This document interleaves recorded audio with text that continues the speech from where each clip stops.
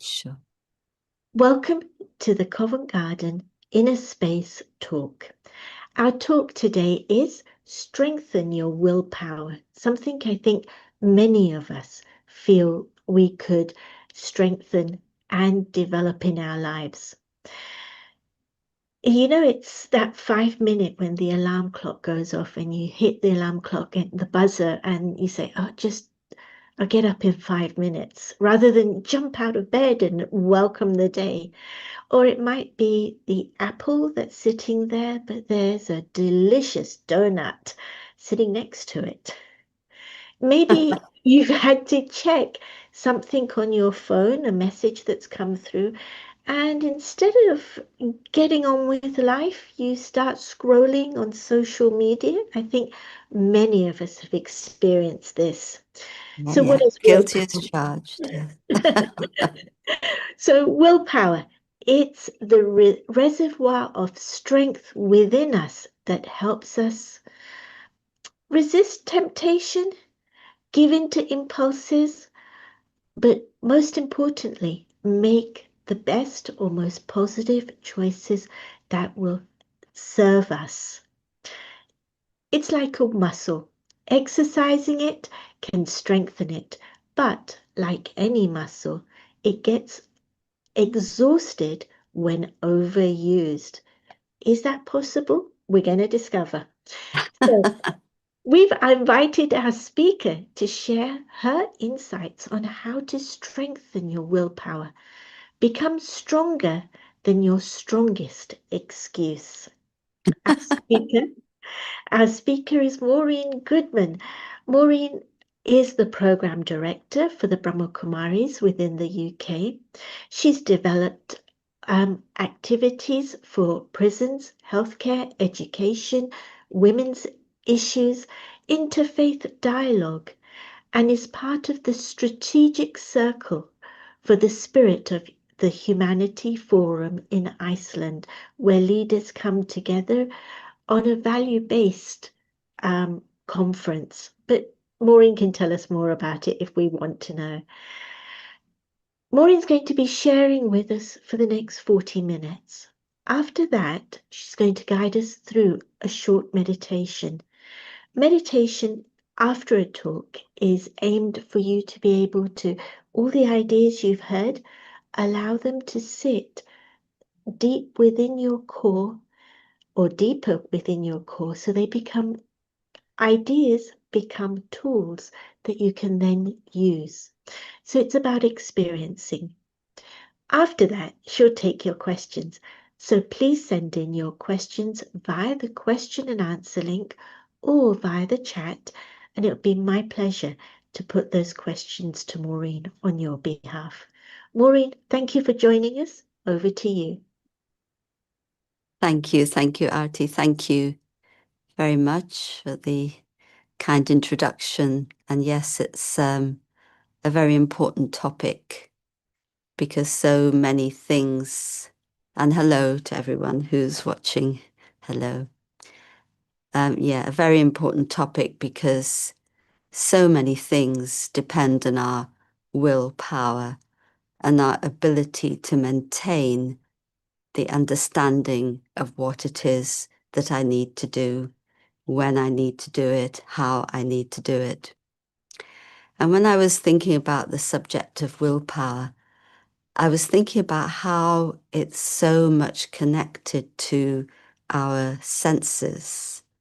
So, you know, it's actually willpower over my eyes, as the example of the donut and the apple. It's so much connected to our ears and what we hear. It's so much connected to what we smell, even, definitely our taste. And so it's like we need willpower to make sure that what comes in through our senses doesn't overtake us and lead us then to do things that we, or say things that we then wish we hadn't said, that we regret. But I would say at the outset that this isn't something, it shouldn't be something that's forced, you know. got to have willpower. Now, you know, it's like every day is a struggle because I'm trying to do something. Actually, willpower can be something easy and natural. And how it can be that is when you have a deeper understanding of what's involved. And I know for myself, if somebody tells me something, maybe it's to do with my health, maybe it's to do with something I have to do, maybe it's to do with something I've done. I need to understand the reasoning behind things, the detail behind things, and then I can say, okay, I understand, and that's fine. Sometimes we don't ask enough questions. Of course, sometimes we ask too many questions and we overthink, but generally, sometimes we just accept something and then inside we're thinking, is this right? Is this not right? And yet, asking a few questions, you get to understand what's behind something. And then it's very easy, or much easier, to make those choices. And somebody will say to you, oh, you have a lot of willpower to do that. I mean, personally, I have quite a restricted diet, and I'm very careful about that. And some people say, well, you have so much willpower. But actually, for me, it's just something that I do. And I don't even, it's not a strain. I don't feel I'm deprived in any way. Um, and, you know, it's more big, and it's because I've understood what is good for me and the impact that food is having on my body physically. And of course, it's different for different people because our bodies are also different. But because I've understood, I've just said, yes, okay, that's what I'll do. And that's it. So it's not been a struggle. It's not been a strain. So understanding is very, very important. And so not allowing the senses to just rule us, if you like. And why I mentioned smell is because smell is a very evocative thing. You smell something and it takes you back to so many different experiences. You watch and it's very powerful. So the eyes, the ears, the nose, the tongue.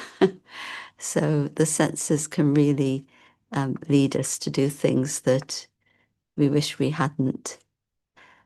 But if we're to become the master of all of that and really have willpower to make the choices that we know are good for us, but not just good for us, but good for others, good for our families, and good for the world. If we are to make those choices, I know the UN General Assembly is going on at the moment, and I don't want to get into the politics, but you really wonder, are choices being made for peace? I just leave you with the question. So much is happening. What goes on inside human beings is reflected externally. And seeing the state of our world, well, we have a lot to do inside. But it's so important to understand what's going on in our consciousness if we are to gain that willpower, or let me say, self-mastery or self-sovereignty, because it's the same, really. And you know, we have all these inner faculties. You know, if you think about it, you know, we label ourselves as physical beings, our name, you know, you have to fill in a form, you have to book an air ticket, your name, your nationality, your date of birth, etc., etc. Okay, that's all about you as you show up in the world in the terms of the physical aspects. But is that really you? And can anybody tell your character or your ideals or your values based on that external information? No. The answer is, so we need to understand, or we understand that we are conscious beings living in this world. The body is like a vehicle for the consciousness, for the soul, the being. And I would usually point here because the light of the soul is situated in the center of the forehead. So there's the consciousness, the being that I am. So what's going on within that being? And of course, first of all, we have the mind. And the mind does its job very well. The mind creates thoughts, thinks. Now, if my thoughts are going in the direction of my choice, that's fine. But too often they're not going in the direction of my choice. And I think too much, I overthink.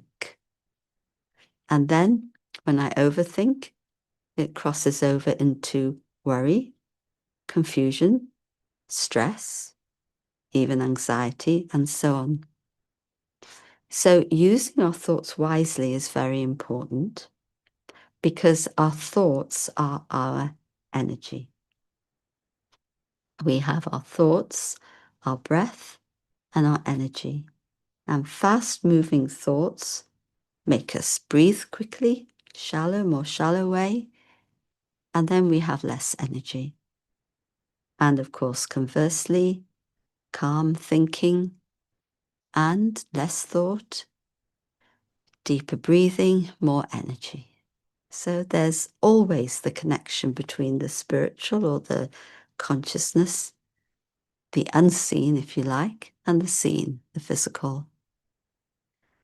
But the mind also connects with emotions. And, willpower, well, emotions can just destroy willpower in a second. I will say to myself, yes, I'm going to be kind and good, and something happens. And I'm sure you've all experienced the tsunami of emotions inside, where you just react, whether it's anger, whether it's fear, etc., etc.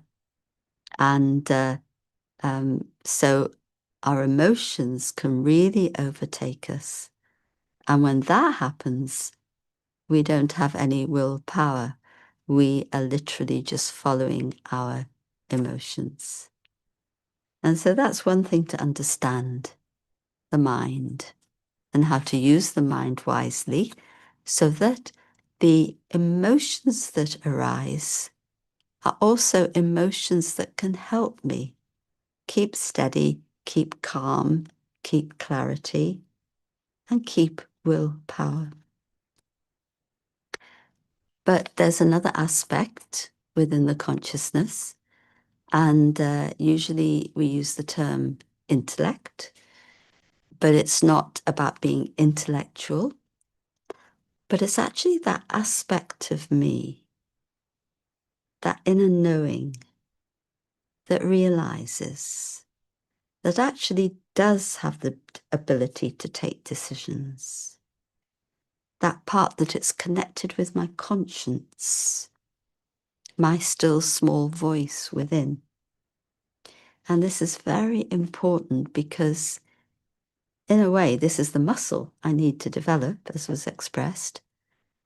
Because if I make this strong, if I make my intellect or this ability to discern, to decide, to listen to my inner feelings, if I'm able to make that work, then that will direct the mind.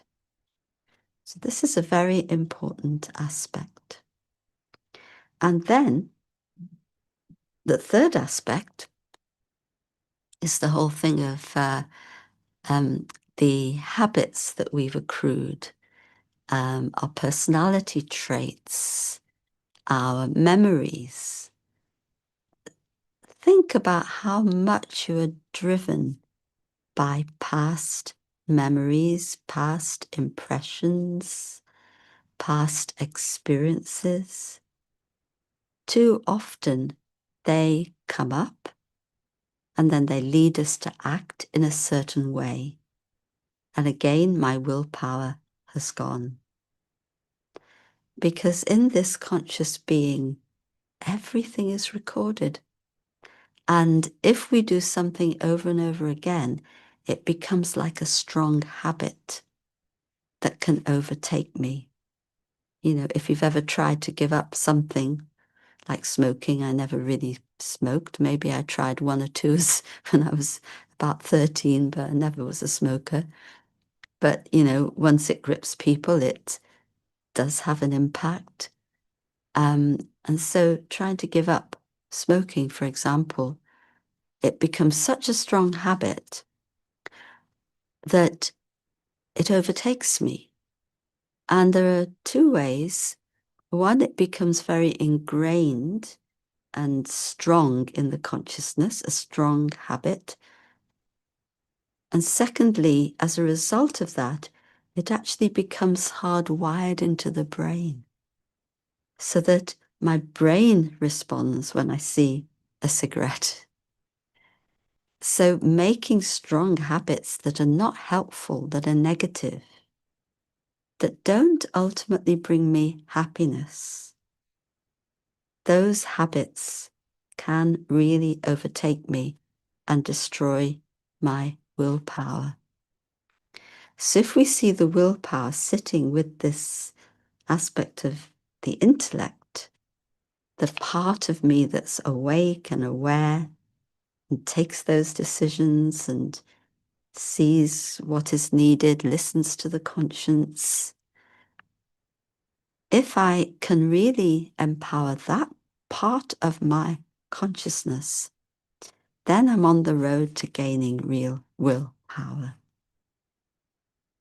Otherwise, the mind and the past experiences can just overtake the intellect. I shouldn't be doing this, but here it goes. So it's very, very key. So how do I empower that? I have to do it in several ways. And one thing is to think about where I get power from. Now, when I'm talking about power, excuse me, I'm not talking about the harsh power of control. Very often people think power means control of other people and situations. And that when you can control other people and or situations, then you're powerful. And that's what too many people try to do in the world. And as a result of that, especially if they're in a position of leadership, then we know what happens. It causes a huge amount of suffering. So that kind of power is not useful to me and is not useful in the world. Because that kind of power is, as well as causing suffering to others, definitely it first causes suffering to me. Because the more I try to control the external, well, you all know it, I'm sure. You can't. And so you try harder and harder, you get more and more frustrated, and there's a lot of negativity that builds up inside. So when I say power, I'm talking about, I know nowadays they talk about hard power and soft power, but I'm really talking about spiritual power. And this power is the power to rule over the self, not to rule over others. This power is the power to bring happiness to the self and to others. This power is the power to bring peace to the self and to others. And an important aspect of this power, and that this is part of the method, is the love for the self. So this soft power doesn't come from anything external. This, let's say, spiritual power comes from within. And you may say, well, when I go inside, my mind just whirls around. I don't have any power inside. Actually, you do. But you need to go beneath all the layers to experience, and of course we do this through meditation, and we will have a meditation together later. But we need to go through beneath all the all the layers to get to our original state of being that's become so buried. It's like an ocean. There can be turbulent waves on the top, lots of emotions, thoughts, etc. But if you go deep into the bottom of the ocean, then it's very still. And you know what's interesting about the ocean? Even though it's dark, no sunlight penetrates. Of course, now because scientists have been able to go there, the creatures are very colourful. I just love this. So colourful, and no light reaches there. They are who they are. And so that tells me, continuing the analogy, that deep within there are many treasures in I, the being. And what are the treasures? You will know. Peace is my treasure. Love is my treasure. Knowledge is my treasure, or truth, or wisdom. Let's use the term wisdom is my treasure. Happiness is my treasure. So these are my treasures within. And I need to dive deep to experience them. But this is the source of inner power. And if I can release that inner power, then I can put everything in this consciousness in order. It's important that the mind and the intellect and all these traits or recordings are in harmony. If they're not in harmony, there's distress. My mind is saying one thing, my conscience is saying another thing, and my actions become a third thing. It's very, very uncomfortable. And so, emerging this true spiritual power from within is what enables me to have will power or self-mastery. And then the source of power from up above, from the divine. And I often feel, to do these things alone is not easy. But with the power from God or from the divine, that also gives me the possibility of that self-mastery, self-sovereignty. I always say that if my mind is going in one direction and I can change it to another direction, that's power, right? And so power comes from within, power comes from up above, but that real spiritual power doesn't come from around me. Things will give me power temporarily. And so, yes, if I'm in a particular position, it gives me power. But when I'm out of that position, what happens? Yes, I may buy nice new clothes one day. I feel powerful. I feel good. But then the clothes get old or I get bored. You can understand what I'm saying. The external material does not give us real power. It gives us temporary power, and it's a power that generally causes sorrow. And so it's very important that I develop my inner power and take power from up above. Because then, whatever situations come to me, I'll be able to not just go and just respond in the way that life is expecting me to, but I will actually be able to respond in a way that I choose and in a way that will be benevolent. I like the analogy, I probably use it in every talk, that we are like boats. We're in the ocean of life. We are navigating. And it's so important that the boat is in the water, but the water shouldn't come in the boat. Otherwise, we drown. In other words, we are overcome by the external influences. And so very key to navigate my way. And it is a navigation because there are influences here, influences there, and I have to stay above and to see what is the greater good and the greater value that I can bring. And our world needs higher values right now. Yes, all those inequalities to emerge, but our world needs trust. Our world needs tolerance. Our world needs respect. And not just in terms of human beings, but the whole of nature, the whole of the environment. At the moment, it's exploitation.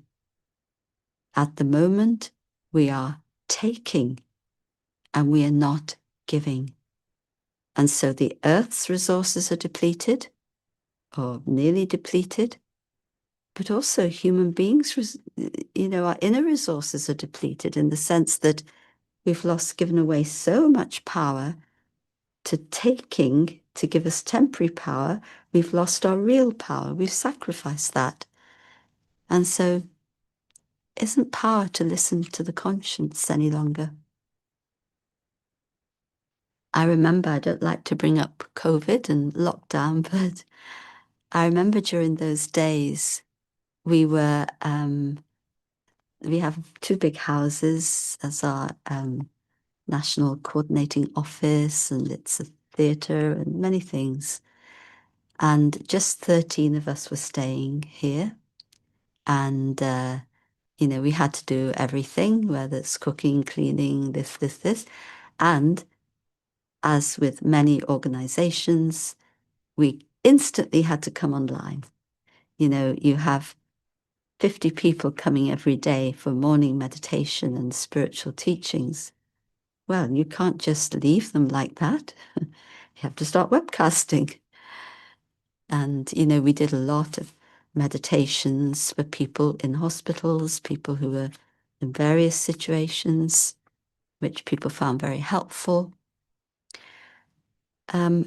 But what I found for myself during that time, and there were a lot of things to deal with and personalities and everything, I just kept myself calm and I listened to my inner voice and my conscience.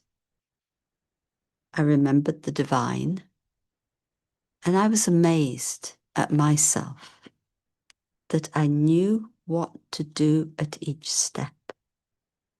It was very, very clear. There was no confusion in my mind, and I was not reacting. And this is definitely willpower, not to just respond because that's the way somebody's responding to you, but to respond in the way you choose that you know is going to help everybody. Because sometimes when people are angry at us or insulting, they definitely expect a response from us. And so it's like they're writing us a script and we're very obliging and we play their play, when people are very manipulative, and I was saying this to someone about some situation, and I said, it's like we all become pawns in that person's game. And why should we be? So people make you feel sorry for them. That's something to think about. But we have to be free from these sorts of things. So now what about our methods? Really, How can we develop this inside and gain that willpower? And I think the very first thing is to learn to take a pause, to stop. Things are happening around me and I feel like I want to react. Take a pause. You'll know we do just a minute, 1 minute every hour of meditation. And that 1 minute is so powerful to influence 59 minutes of the hour, the rest of the hour. But if I take a pause, I can put things into perspective. And then I can exercise my willpower. It's like you pick up the phone, you can go, yes, then just influence, or you can just pause. Very different. You will respond very differently because you've put, maybe it's 2 seconds gap between you and that influence that is coming to you. So taking a pause is very, very important. And, you know, I just tell you something, and the atmosphere it can create, because if you take a pause and you go inside and you're emerging your inner peace, so you come back to your real self, because the real self isn't those massive emotions. They're all acquired influences. The real self is that peaceful self. This is what I'm giving to the world at that moment. And you can call it the power of peace. But I'll tell you a story, and I was telling this in the Seychelles lot, that in the Second World War, as um, you know, Germany was defeated and there wasn't an invasion in Britain. And after the war, and this is, you can find it on the internet, a British intelligence officer was interrogating a high German official. And he asked him, why do you think Germany lost the war? And he said, you all had a secret weapon. And I believe it was connected with Big Ben striking at 9 p.m. And it was called the Silent Minute. And there's a major, very unusual name, Wesley Tudor Pole. You can look him up. And he persuaded the king and the prime minister that the whole country should fall silent at 9 p.m. because he believed in the power of silence and the power of spirituality. Isn't that amazing? We need to do that more because we're giving a vibration to the world. Anyway, I don't know if it's connected or not with willpower, but it's interesting. But yeah, that pause enables me to use my willpower. And I think the other thing is in enabling willpower is to strengthen your good habits. Don't just give in to the bad habits, but strengthen your good habits. So if, for example, you have a habit of acknowledging people, do it more so it becomes strong. If you have a habit of caring for others or cooking or whatever, do it more so it becomes more of your way of being. Strengthen the good habits that you do have in your life. And we all do. We only think about our bad habits, but we have good habits. Strengthen them. And that will also strengthen your willpower. And always be aware of how I make people feel. And that's a choice. Do I want them to feel less than me, put down? Do I want them to feel good about themselves? How do I make people feel? And accordingly, or how would I like to make them feel? And accordingly, I will then adjust my awareness, my consciousness, my thoughts, my behavior. And another aspect, make sure that you develop value and love for the self. Because the more I value myself and I love myself, the more I will want to do what is best for myself. So I won't want to do things that harm me, or that bring me down, or that make me depressed, or that cause fear. I will want to do things that uplift me, knowing that in doing that, I will also be uplifting others. So self-value is key. Actually, without valuing the self and loving the self, it's very, very difficult to develop your willpower. And, people find it hard. Today, we need to make it easy so that you can move forward. And I think the other aspect of developing willpower, a method for the self, in any situation, just think, what can I give? More than thinking, what can I take? I need you to give me regard, give me love, give me kindness. But what am I giving? That's where I have to look, because whatever we give out comes back to us like an echo. So if I give out negativity of some kind, it reflects in the atmosphere. You can walk into a room or a household and if there's been an argument, you feel it. If there's harmony in the household, you feel it. You feel comfortable. So what am I giving? What am I putting into the atmosphere? And what am I giving to others? If a situation arises, think about what I can give rather than my own needs at that moment. And this helps us to develop willpower. So many methods, there'll be many more too, you'll come up with for yourself. So the pause, strengthening your good habits, valuing the self, all of these things are so important to move us forward. And then, of course, meditation.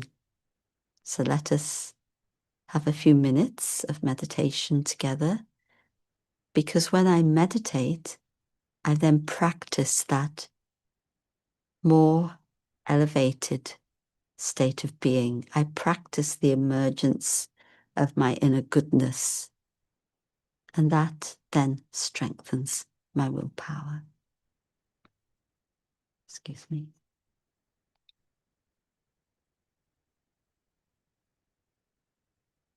So sit comfortably, with your feet on the floor. Take a deep breath, and I'll share a few thoughts.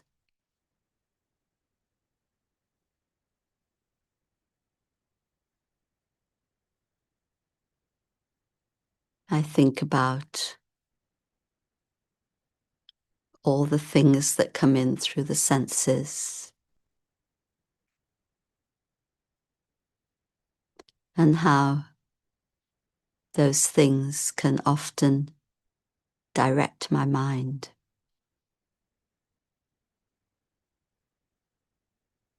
Thoughts come, thoughts go, and some thoughts just stick in my mind, even though I don't want them.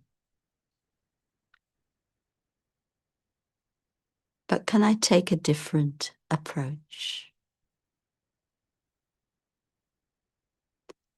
What if I were to choose my thoughts and generate thoughts that will take me in a new direction?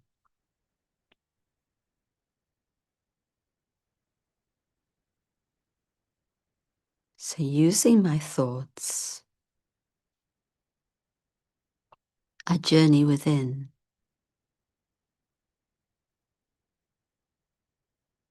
And I ask myself the question, who am I?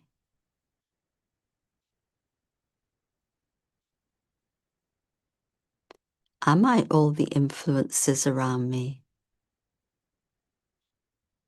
Am I all the labels I put on myself or others put on me? Or is there a being within, the true self, who plays all my roles in life? The actor, the consciousness, and the costume of the body.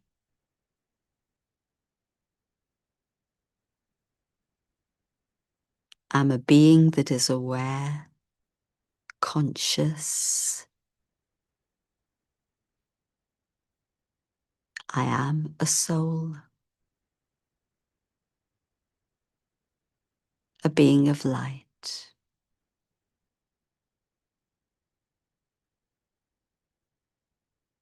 And within that soul, within that consciousness,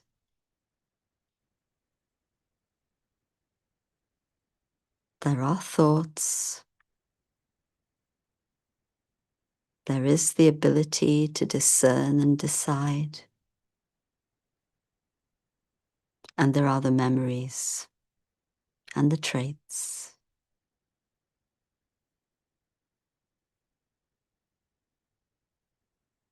And all of these become influenced by the external. But now I dive deep within, beneath the layers of influence. Let me set them to one side. So I see myself as I truly am.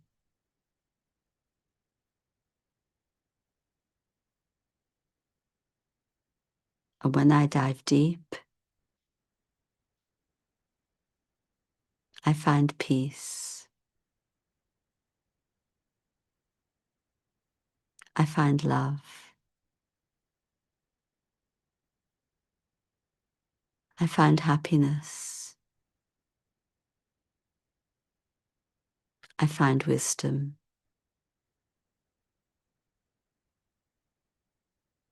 And these qualities are my original state of being. They are my true identity.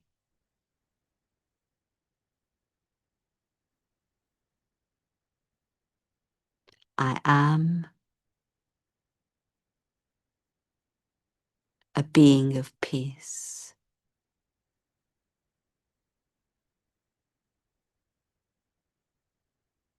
I am a loving being.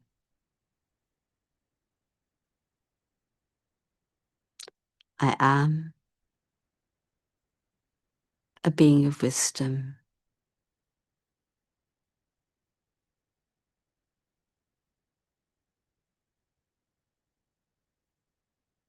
I have happiness. The happiness of the inner being.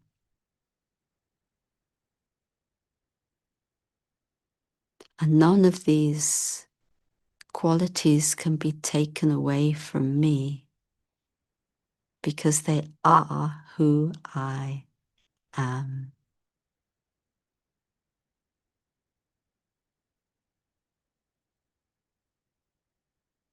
And as a being, I'm connected to the divine source of life, the divine being. This gives me immense spiritual strength,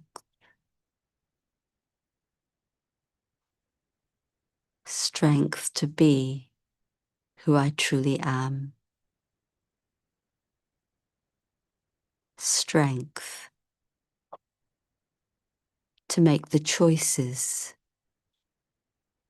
that will benefit myself, all those around me, and our world.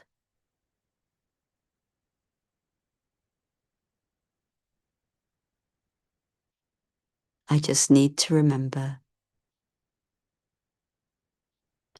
I am a being of peace.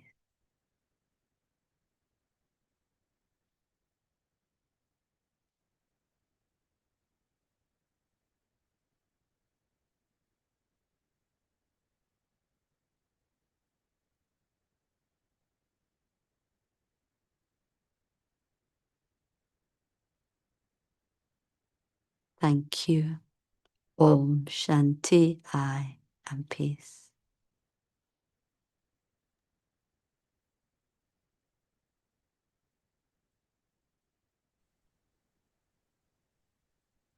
Thank you, Maureen, for Thank you. sharing those insights and taking us through that experience. I think everyone would agree with me. It was just led us back to a place that we call home inside. So thank you. Thank you for the opportunity. Thank you. A number of questions have been coming in right from the beginning. Okay. So let me start with the first one. How do you deal with freeze mode? I know what I need to do. I want to do it. Still, I freeze. Sometimes I procrastinate and don't take the action. Please Right. advise. Okay. Okay. Yeah, we all have those moments where we freeze. I'm tempted to say, okay, go out in the sunshine, but and this is because we have this, don't we, flight, fright, freeze, and fawn, but I've forgotten what fawn means. But these are like our reactions, and actually what's interesting, and I was learning about this the other day, that sometimes because the adrenaline kicks in the body, we actually can't help ourselves at that moment. And if I'm in that state where I'm frozen in fear or just can't do anything, just first thing, just relax. Just relax and start to get a very positive commentary going on inside. And I know this is what I do. And just very lovingly, I tell myself, Maureen, it's going to be okay. Don't worry. Just stay calm. And then I relax a bit and I can begin to see things a little bit differently. And then I can kind of come back to my senses. That's one method that I do use. But of course, I would also say that the more you practice meditation, the less likely you are to get into that mode. And that's important. So morning, evening practice, very important. Developing the spiritual understanding, very important. Then you know what to say to yourself, because only you can get yourself out of that by, we really need to look at our self-commentary inside. And so often it's negative and puts us down. So developing that self-commentary at that moment that will then release myself again and release my true qualities. And I say, okay, all right, it's not that bad. It's okay. So that's one method. Thank you. The next question is you touched on in your talk about how, sometimes people try and get you to react and they raise their voices and they want to get you to react in a certain way. So the person's exploring that in particular and asking, what do you do when you have the intention to build bridges, but because you don't react, the other person perhaps sees it as that you're stronger than they are, that you're not accommodating their feelings and accepting them, or you're giving nothing in return. Mm. What can I do in return to someone who's raising his voice at that moment? Mm. In our teaching, sometimes they say if somebody gets angry, shower them with flowers. Of course, not literally, but, and also when somebody's, okay, you're talking about building bridges. It's important to respond, but it's always about how I respond. So if somebody is talking to me and they may be upset and they may be wanting me to understand their point of view. So building a bridge means, you understand each other's point of view and you move forward on the basis of that mutual understanding. So they want me to understand their point of view. So it's important that I acknowledge that and I acknowledge and I validate their feelings because their feelings, good or bad, right or wrong, are true to them. It is their experience at that moment. But I need to find a way in to their humanity to build that bridge because bridge building is about a shared humanity. And then maybe I share something of my own experience or I can, but I think just an acknowledgement and then a sharing, not just keeping silent, because when you do keep silent, people think that you are ignoring them. So responding in some way, but not moving away from your dignity. That's very important. And if immediately they don't take it on board and they get more angry, it's okay, just wait, because later on it will strike them. But you must keep your dignity. That's the number one thing. Can you just explore a little bit about what you mean when you say keep your dignity? That means don't allow yourself to come into the similar feelings that they are in. You have your own positive, good feelings. Maintain that. But what happens is that when we get affected or influenced, the feelings, or you can really say the vibrations from someone mixes with my vibrations, and my vibrations change, my feelings change, and things change in me, and then I react. So keeping your dignity, reminding yourself that you are a whole integral human being. And, you have the choice over how you respond. That's dignity. But if I let myself move away from that, then I move out of my self-dignity. Has that helped?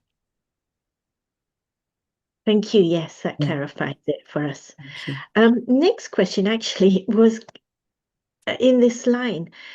How do you have the willpower to fall into the trap of someone else's bad mood, especially when you're feeling a little tired? It feels like their vibes are taking over. So quite on I think quite a topic. similar question, really, I think. And yes, when we are tired, I mean, that's where we need to take care of ourselves physically. And I know I need to do that more for myself. But when I get tired, then I need to be aware that I'm more vulnerable to those sorts of reactions. And so then be a little more cautious. Sometimes you can't just go and rest, but you have to carry on. But be aware of still, no, even though I'm tired, I mustn't let that become, if you like, a doorway or an entry point into bringing me down. So try and take care of yourself, but also a little caution at that time. Yeah. What do you mean about caution? What would you do? Would What you would walk I away? do? Yeah, would you walk away? Is that what you mean by caution? Or Caution, it can be that if something is very strong, you can say, I'm sorry, you can excuse yourself. You can do that. There's no harm in that. Um, but also cautious that you don't allow those thoughts to, or those vibrations to enter you. So either you say, okay, can we just stop for a moment? Or should we go and have a cup of tea? Or you do something to just shift the energy so that you are not, you're putting some other vibration in there, you know? But when I'm tired, sometimes I can forget to do that. And so just the awareness, if you're going into an interaction and you know you're tired, just being aware that you're tired will help you. It sounds funny, but you're aware of your vulnerability at that moment. And so that will help you not to react. But if you don't acknowledge your own vulnerability, you will just get drawn in. Does that help? interesting? Yes, definitely. Thank Yeah. you. It's the power of vulnerability. So yeah, interesting. Another topic to explore at some point. Um, Somebody else is coming up with this question. Firstly, a number of people have said, thank you. It's been an excellent talk and lots of useful methods. So thank you. But the person's asking, I'm trying to lose weight. I know I need a healthy lifestyle with regular exercise.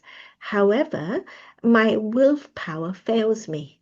I overeat and keep putting off exercise.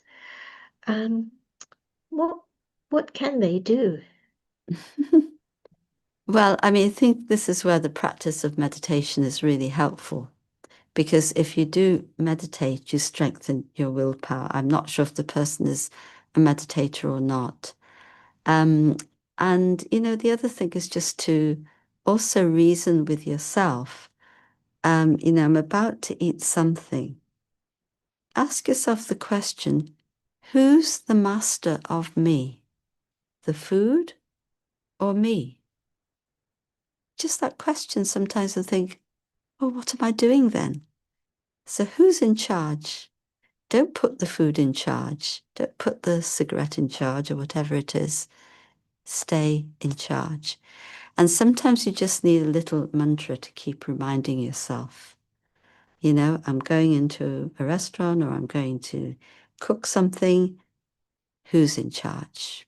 You'll have your own little mantra that you talk to yourself, and so you have to deal with it like that. Self-commentary is just so, so important. It can take us up, take us down, take us out, take us in. So keep reminding yourself of who's in charge.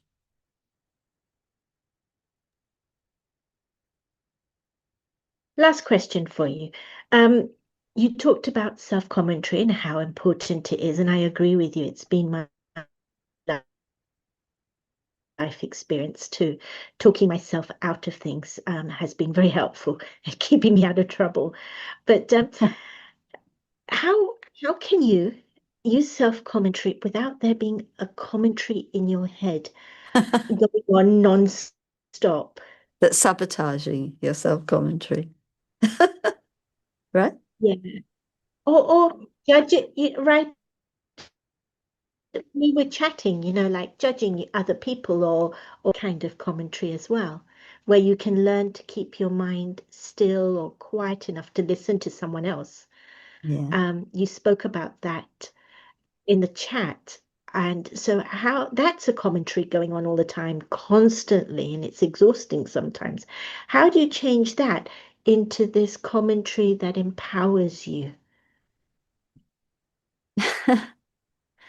Um, just change it in the sense of if something is not helping you, why do it? I remember one of our very good friends. He was meeting Daddy Janki, who's you've heard about a lot, who was one of the former heads of the organization. And he went to see her and he told her, Daddy, as I'm getting older, I'm getting more irritable and I don't like it. And Daddy looked at him and said, well, don't do it then. He said, oh yeah, that would make it, that would help. And so sometimes you just need to step back from yourself and see what you're doing and say, actually, I can do something different. I think sometimes we don't believe that we can do something different, but we can. We have the power. So go inside, be at peace, and say, okay, now what kind of commentary do I want inside? Put yourself in a position of power, in a position of choice, in a position of sovereignty, dignity, self-mastery, self-value, and then you'll make the right decision. You'll be able to shift your mind. But you need that positioning in you. Hmm. Thank you. Thank you very, very much. What an Thank you. amazing evening. Thank you. I think somebody else has said that they really enjoyed the talk, but the meditation commentary at the end um, topped off their day. And I think a number of us felt that definitely. I Yes, don't feel tired thank any you. longer. It's amazing how we're on a Zoom, we're online, but the vibrations carry, right? Yeah, Those vibrations are not related to the material. incredible. So what can we not do? I guess that. Exactly, yes. So we are bigger than our biggest excuse. So thank you. Oh, for sure. Thank you.